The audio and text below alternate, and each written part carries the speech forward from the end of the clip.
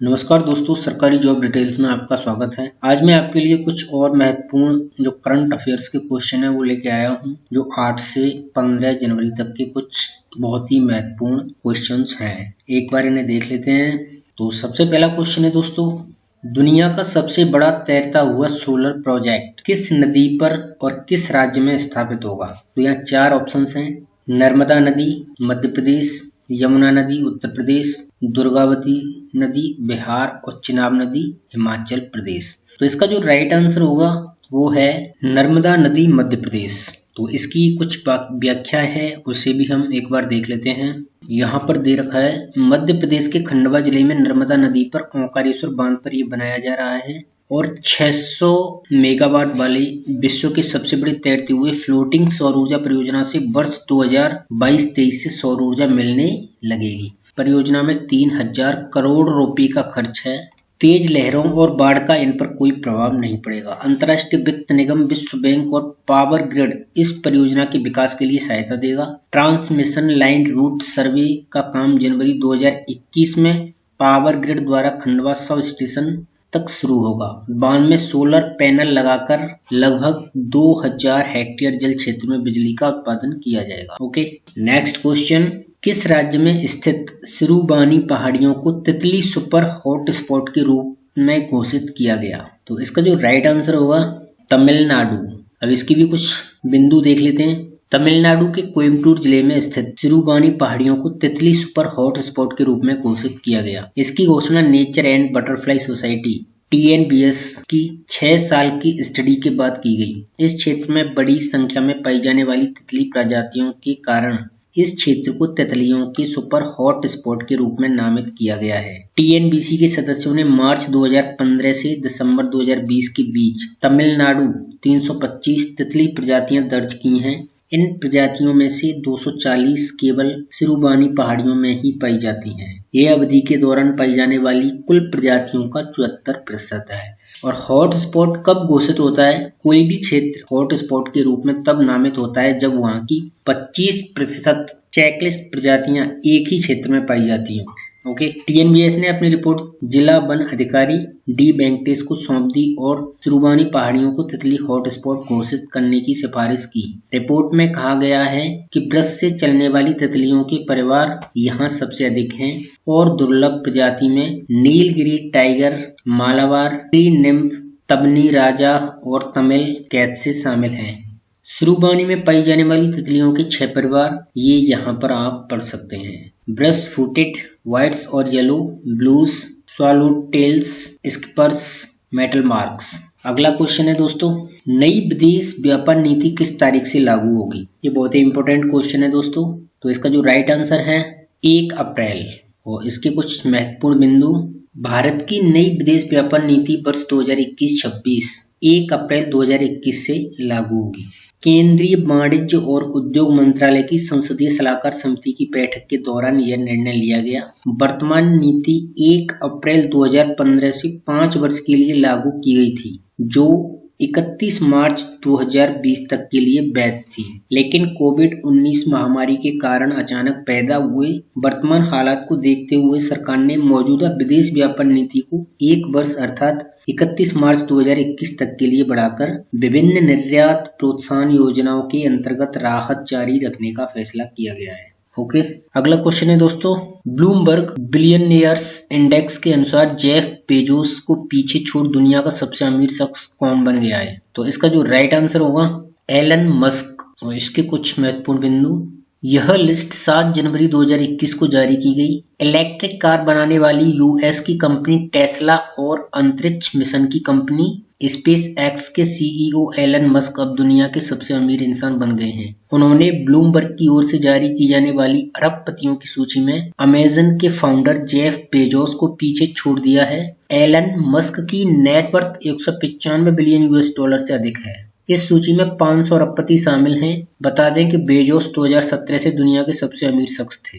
Elon Musk एक दक्षिण अफ्रीकी कनाडाई अमेरिकी दिग्गज व्यापारी, निवेशक, इंजीनियर और आविष्कारक हैं। एलन टेस्ला कंपनी के अलावा स्पेस एक्स के संस्थापक, CEO और मुख्य डिजाइनर भी हैं। फोर्ब्स ने भी उन्हें दुनिया के सबसे अमीर व्यक्ति बताया है। जबकि दिसंबर 2016 की फोर्ब्स पत्रिका की सूची में एलन को 21वां स्थान मिला था। दुनिया के 5वें अमीर mark Zuckerberg $95 billion social media platform Facebook के सह संस्थापक। जकरबर्ग ने 2014 में सोशल मीडिया प्लेटफॉर्म इंस्टाग्राम और व्हाट्सएप मैसेंजर का भी अधिग्रहण किया है। ओके, अगला प्रश्न, केंद्र सरकार ने वित्त वर्ष 2020-21 में जीडीपी की विकास दर निम्न में से कितने प्रतिशत रहने का अनुमान लगाया है? तो इसका जो राइट आंसर है 7.7%। केंद्रीय सांख्यिकी विभाग ने वर्ष 2020-21 के लिए देश की अनुमानित जीडीपी लगभग 7.7% रहने का अनुमान लगाया है, जबकि 2019-20 में देश का जीडीपी 4.2% था। ओके,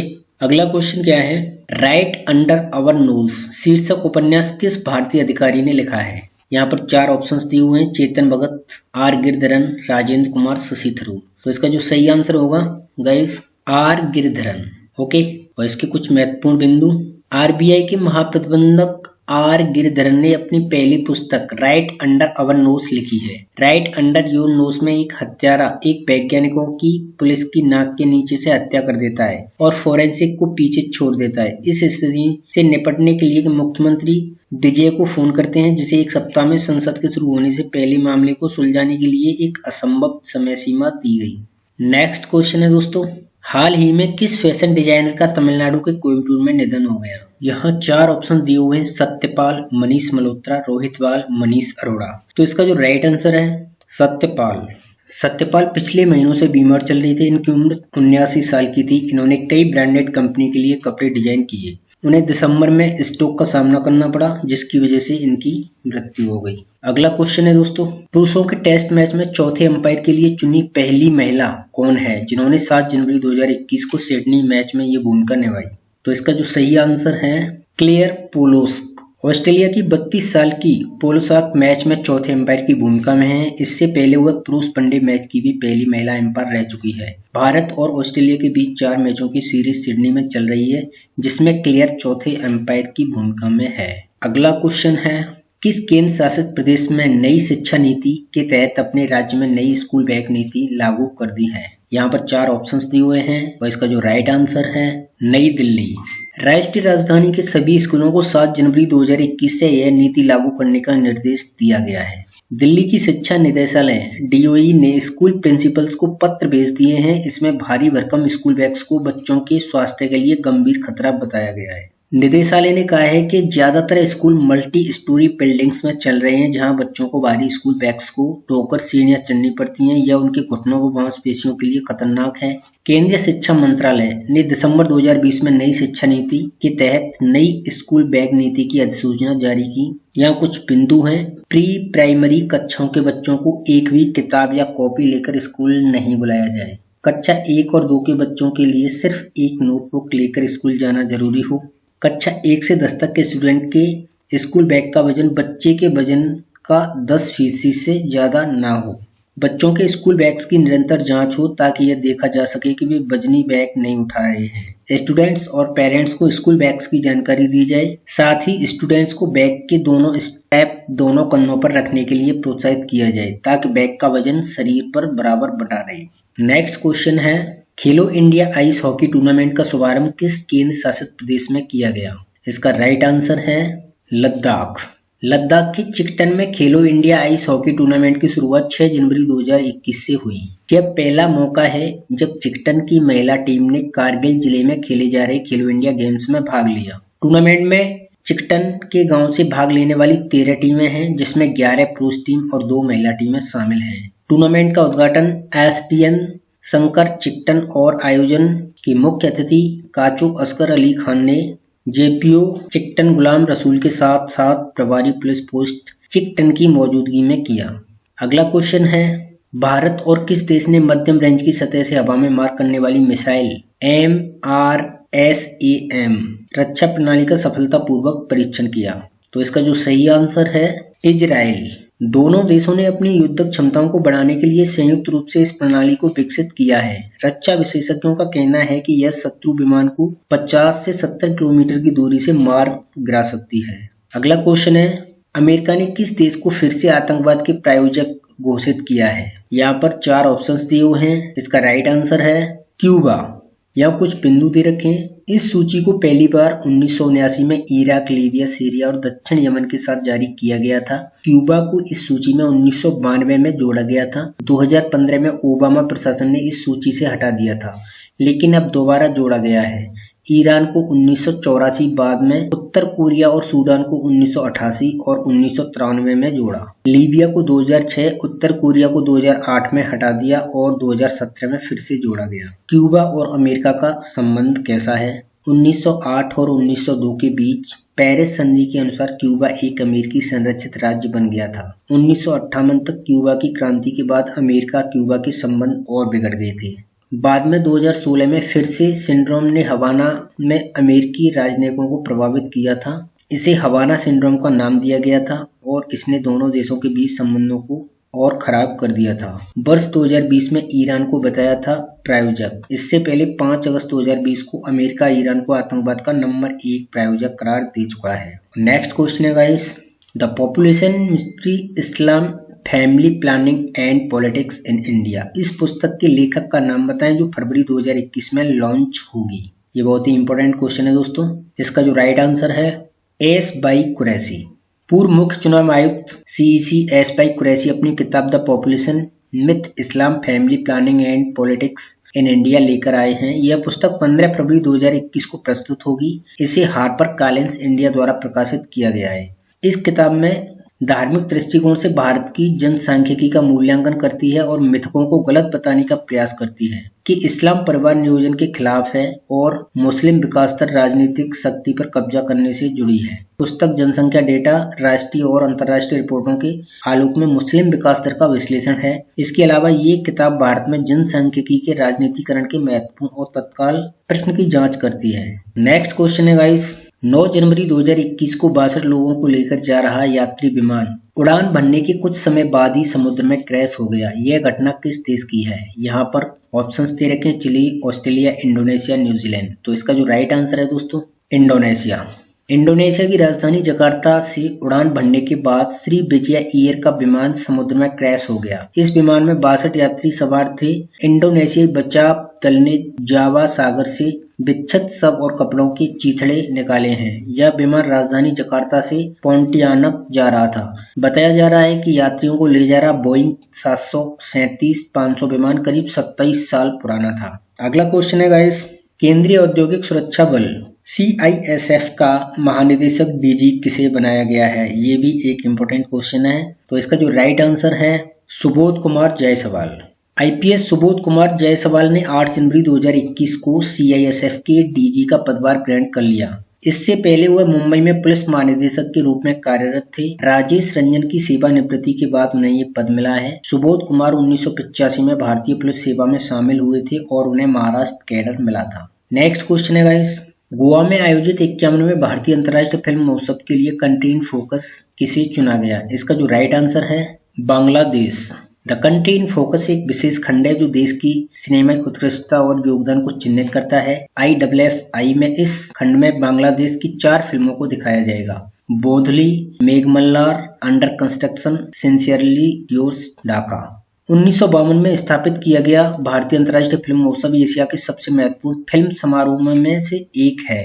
इसका आयोजन हर साल गोवा में होता है, जो फिल्म समारोह निदेशालय, सूचना और प्रसारण मंत्रालय और राज्य सरकार गोवा द्वारा किया जाता है। अभी 16 से 24 जनवरी 2021 तक आयोजन होगा। अगला क्वेश्चन है गाइस, अमेरिका ने चीन को झटका देते हुए किस देश के साथ राजनयिकों के आपसी संपर्क बहाली पर लगे सभी प्रतिबंध हटा लिए हैं? यहाँ पर 4 ऑप्शंस हैं। इसका जो राइट आंसर है ताइवान।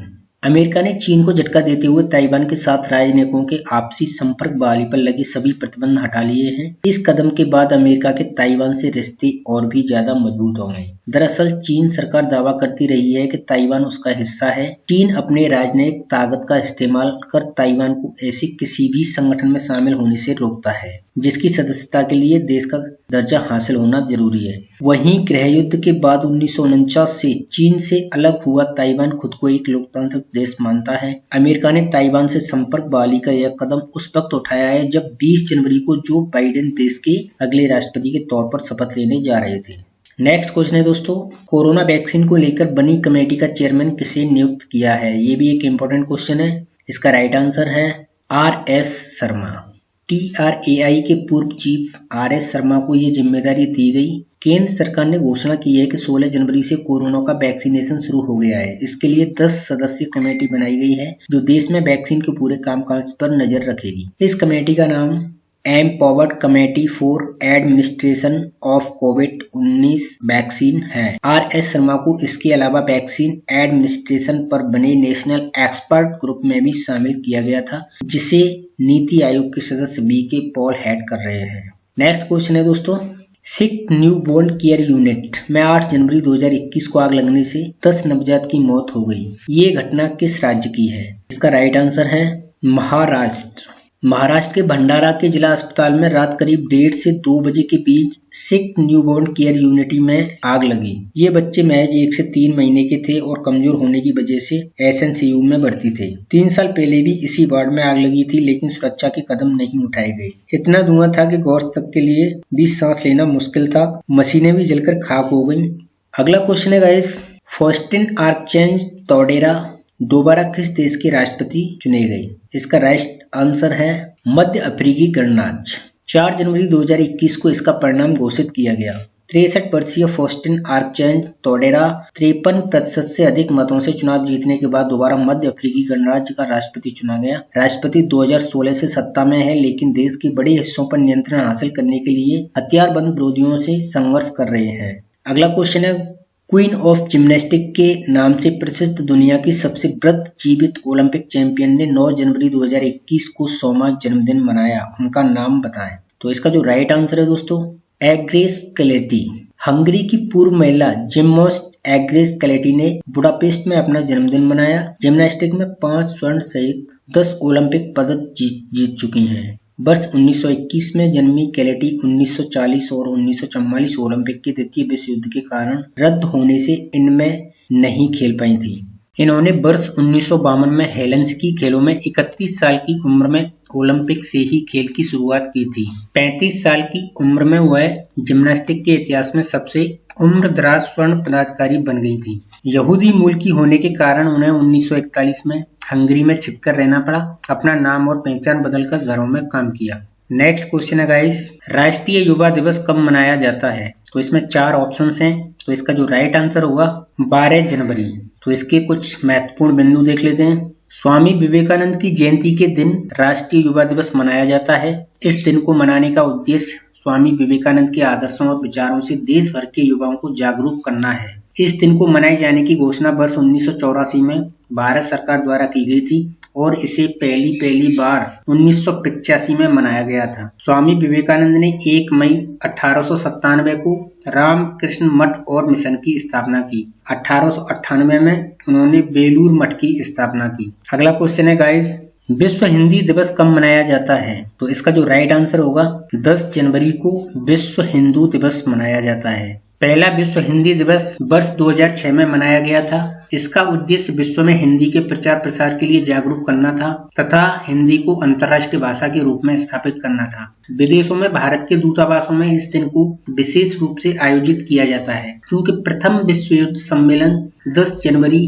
1975 को नागपुर में आयोजित हुआ, इसलिए इस दिन को विश्व हिंदी दिवस के रूप में मनाया जाता है। पत्रकार तुर्लापति कुटुम्बा राव का निधन 12 जनवरी 2021 को हो गया। उन्हें कौन सा सम्मान मिला था? यहाँ पर 4 ऑप्शंस हैं। इसका राइट आंसर होगा पद्मश्री पुरस्कार। 87 वर्षीय कुटुम्बा का दिल का दौरा पड़ने से निधन हो गया। तेलुगु पत्रकारिता और साहित्य में उनका महत्वपूर्ण योगदान था। साल 2002 में कुटुम्बा को पद्मश्री से सम्मानित किया गया था। आंध्र राज्य गठन के बाद 1950 के दशक में पहले मुख्यमंत्री तंगुतुरी प्रकाशम पंतुलू के वह सचिव रह चुके हैं। 10,000 से ज्यादा सार्वजनिक बैठकों की अध्यक्षता करने का उनके पास गिनीज वर्ल्ड रिकॉर्ड भी है। अगला क्वेश्चन है, केंद्रीय खेल मंत्री किरेन रिजिजू ने किस शहर में Assam rifles public school ARPS का खेलो इंडिया स्पोर्ट्स स्कूल के रूप में शुभारंभ किया? इसका जो सही आंसर होगा मेघालय। केंद्रीय खेल मंत्री किरेन रिजिजू ने मेघालय की राजधानी शिलांग में असम राइफल्स पब्लिक स्कूल का खेलो इंडिया स्पोर्ट्स स्कूल के रूप में शुभारंभ किया। अभी पूरे देश में 9 स्पोर्ट्स स्कूलों को मंजूरी दी गई है, जिनमें से 5 का प्रबंधन रक्षा एवं अर्धसैनिक बलों द्वारा किया जाता है। असम राइफल्स पब्लिक स्कूल पूर्वोत्तर क्षेत्र में खेलो इंडिया योजना के तहत घोषित होने वाला पहला स्पोर्ट्स स्कूल है। नेक्स्ट क्वेश्चन है गाइस, भारत में ब्रिटेन का नया उच्चायुक्त किसे नियुक्त किया गया है? इसमें 4 ऑप्शंस हैं। इसका राइट आंसर होगा एलेक्स एलिस। एलेक्स एलिस 53 अभी ब्रिटिश मंत्रिमंडल कार्यालय में सरकार की समेकित कूटनीति विकास एवं रक्षा समीक्षा से संबंध उप राष्ट्रीय सुरक्षा सलाहकार हैं। नई दिल्ली में वह सर फिलिप बॉर्टन की जगह लेंगे, जिन्हें अगस्त 2020 में यूके के विदेशी कॉमनवेल्थ और विकास कार्यालय में स्थायी अंडर सेक्रेटरी के रूप में पदोन्नत किया था। एलेक्स ब्राजील पुर्तगाल में ब्रिटिश उच्चायुक्त रह चुके हैं। नेक्स्ट क्वेश्चन है गाइस, गूगल क्लाउड ने एशिया प्रशांत क्षेत्र का नया प्रमुख किसे बनाया? ये इंपॉर्टेंट क्वेश्चन है दोस्तों। इसका राइट आंसर है करण बाजवा। गूगल क्लाउड ने 5 जनवरी 2021 को इसकी घोषणा की। बाजवा भारत में गूगल क्लाउड का नेतृत्व कर रहे हैं। वह गूगल क्लाउड की सभी क्षेत्रीय राजस्व और गो टू मार्केट संचालन का नेतृत्व करेंगे, जिसमें गूगल क्लाउड प्लेटफॉर्म, जीसीपी और गूगल वर्कप्लेस शामिल हैं। वह रिक हर्समैन का स्थान लेंगे। वह भारत में गूगल क्लाउड के प्रमुख के रूप में बने रहेंगे जब तक इसके नए प्रमुख की नियुक्ति नहीं हो जाती। गूगल के सीईओ जो प्रेजेंट में है सुंदर पिचाई, मुख्यालय कैलिफोर्निया, संयुक्त राज्य अमेरिका।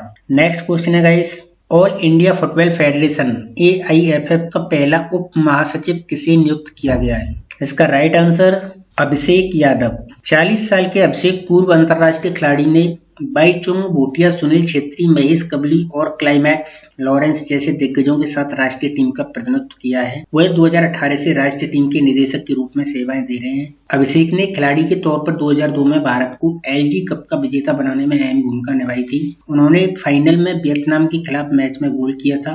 तब भारतीय टीम ने विदेशी धरती पर 28 साल के लंबे इंतजार के बाद अपनी पहली बड़ी ट्रॉफी जीती थी। ऑल इंडिया फुटबॉल फेडरेशन के जो अध्यक्ष हैं वो प्रफुल्ल पटेल और महासचिव कुशल दास, और मुख्यालय इनका द्वारका दिल्ली में है। नेक्स्ट क्वेश्चन है गाइस, माधव सिंह सोलंकी का निधन 9 जनवरी 2021 को हो गया, तो वह 4 बार किस राज्य के मुख्यमंत्री रहे? यहाँ 4 ऑप्शन हैं। इसका राइट आंसर होगा गुजरात।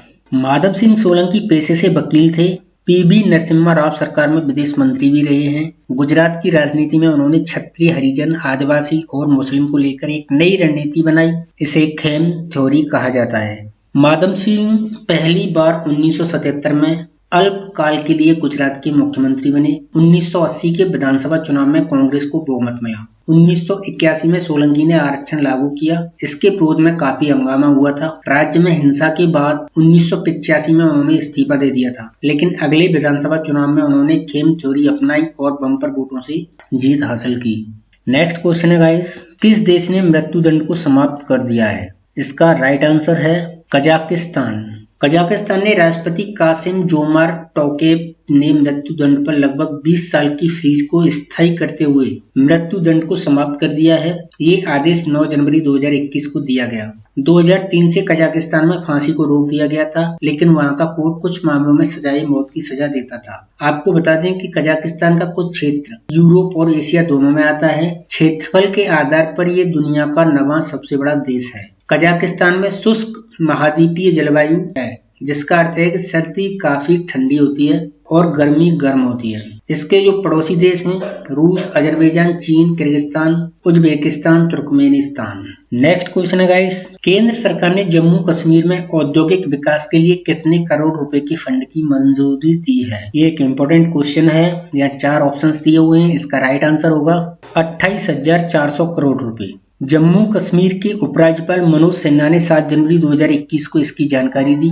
यह योजना साल 2037 तक के लिए है, जिसे लागू करने का उद्देश्य 4.5 लाख लोगों को रोजगार उपलब्ध कराना है। इस योजना से स्थानीय क्षमताओं को बढ़ावा दिया जाएगा। सरकार इस योजना के तहत कृषि, डेयरी उद्योग, रेशम, मछली और पशुपालन उद्योग को बढ़ावा दिया जाएगा। मनोज सिन्हा ने कहा है कि यह योजना जम्मू कश्मीर की स्थानीय क्षमताओं के उपयोग को बढ़ावा देगी। नेक्स्ट क्वेश्चन है, अमेरिकी सेना में मुख्य सूचना अधिकारी CIO नियुक्त होने वाले भारतीय मूल के पहले व्यक्ति का नाम बताएं। ये भी एक इम्पोर्टेंट क्वेश्चन है। यहाँ 4 ऑप्शंस हैं। इसका राइट आंसर होगा डॉक्टर राज अय्यर। भारतीय मूल के डॉक्टर राज अय्यर अमेरिकी सेना के पहले मुख्य सूचना अधिकारी नियुक्त किए गए हैं। पेंटागन ने जुलाई 2020 में इस पद को बनाया था। अमेरिकी रक्षा मंत्रालय में यह शीर्ष पदों में से एक है। इलेक्ट्रिकल इंजीनियरिंग में पीएचडी करने वाले अय्यर सेना के सचिव के प्रधान सलाहकार हैं और सूचना प्रबंधन सूचना प्रौद्योगिकी में सचिव का प्रतिनिधित्व कर चुके हैं। CIO की पोस्ट एक 3 स्टार जनरल के बराबर पद है। अगला क्वेश्चन है दोस्तों, प्रवासी भारतीय दिवस कब मनाया जाता है? इसका राइट आंसर है 9 जनवरी। इसी दिन 9 जनवरी 1915 को महात्मा गांधी के दक्षिण अफ्रीका से भारत पहुंचे थे। पहली बार प्रवासी भारतीय का आयोजन 2003 में हुआ था। इस बार प्रधानमंत्री नरेंद्र मोदी ने 9 जनवरी 2021 को प्रवासी भारतीय सम्मेलन का वर्चुअली उद्घाटन भी किया। वर्ष 2021 की थीम कंट्रीब्यूटिंग टू आत्मनिर्भर भारत। तो ये थे दोस्तों कुछ महत्वपूर्ण क्वेश्चंस जो 8 से 14 जनवरी के महत्वपूर्ण करंट अफेयर्स के क्वेश्चन थे। हो सकता है ये आपके एग्जाम के लिए इम्पोर्टेंट हो, तो उम्मीद करता हूँ आपको ये जानकारी अच्छी लगी होगी। तो आपसे एक रिक्वेस्ट है कि वीडियो को लाइक जरूर कर दीजिए, क्योंकि एक वीडियो बनाने में काफी मेहनत होती है और आपका एक लाइक हमें मोटिवेट करता है, जिससे हम नेक्स्ट वीडियो में और कुछ बढ़िया करने की कोशिश करें। तो आप इस चैनल को सपोर्ट कीजिए, क्योंकि इस चैनल को आपकी सपोर्ट की बहुत जरूरत है। मैं इसी तरह आपके लिए करंट अफेयर्स, सरकारी जॉब डिटेल से रिलेटेड वीडियोस लेके आता रहूंगा। और हमें फेसबुक पर भी फॉलो कर लीजिए, उसका लिंक आपको वीडियो के डिस्क्रिप्शन में मिल जाएगा। तो वीडियो वॉच करने के लिए बहुत बहुत धन्यवाद।